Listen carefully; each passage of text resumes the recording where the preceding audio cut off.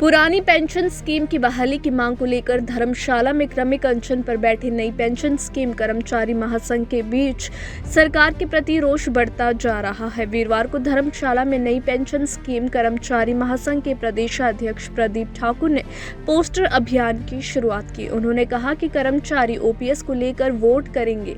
यदि पेंशन बहाल होती है तो वर्तमान सरकार को वोट किया जाएगा। यदि पेंशन बहाल नहीं होती है तो दूसरे ऑप्शन की तरफ जाया जाएगा। प्रदीप ठाकुर ने कहा कि सरकार कह रही है कि ओपीएस दिया जाएगा। चुनाव तक इंतजार कर रहे हैं कि सरकार क्या निर्णय ओपीएस को लेकर लेती है।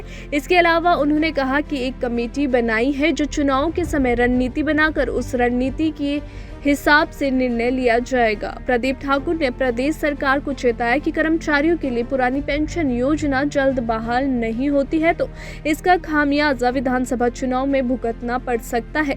एनपीएस महासंघ के अध्यक्ष प्रदीप ठाकुर ने कहा कि पुरानी पेंशन बहाली की इस मुहिम को और तेज किया जाएगा। यदि कर्मचारियों की पुरानी पेंशन बहाल नहीं होती है तो सरकार को साल में सिर्फ 500 करोड़ रुपए खर्च करने पड़ेंगे, जबकि एनपीएस की वजह से सरकार कर्मचारियों के पैसों को निजी हाथों में दे रही है और इसका कुल खर्चा 12,000 करोड़ के आसपास प्रति वर्ष बन रहा है। इससे जाहिर होता है कि सरकार कर्मचारियों के पैसों का दुरुपयोग कर रही है। इस वजह से प्रदेश का हर कर्मचारी एनपीएस स्कीम का विरोध कर रहा है। एनपीएस की वजह से कर्मचारियों का बुढ़ापा भी सुरक्षित नहीं है।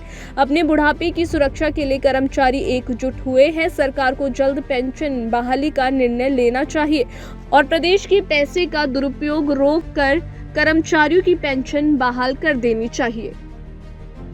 देखिए, आज हमने पेंशन बहाली के लिए जो आज तक का संघर्ष है, इस संघर्ष को आगे बढ़ाया और आज हमने यहाँ पे धर्मशाला में वोट फॉर ओपीएस अभियान की शुरुआत की है।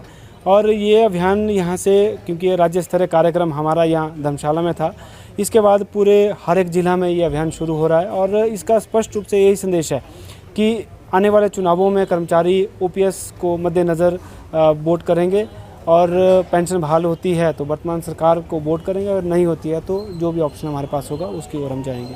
देखिए, सरकार लगातार कह रही है कि हम जो है प्रदेश में पेंशन बहाल करेंगे। हम इंतज़ार कर रहे हैं क्योंकि लोकतंत्र में सरकार 5 वर्ष के लिए चुनी जाती है तो 5 वर्ष का समय पूरा होने देते हैं। 5 वर्ष के जैसे आचार संहिता लगती है तब तक अगर पेंशन बहाल नहीं होती तो आगे का निर्णय हम तभी लेंगे। और इस विषय में हमने एक अलग से कमेटी भी बनाई है, वो इस विषय को देख रही है और जैसे ही आचार संहिता लगती है तब तक अगर पेंशन बहाल होती है तो उस हिसाब से निर्णय लिया जाएगा, नहीं होती है तो उसी हिसाब से निर्णय लिया जाएगा।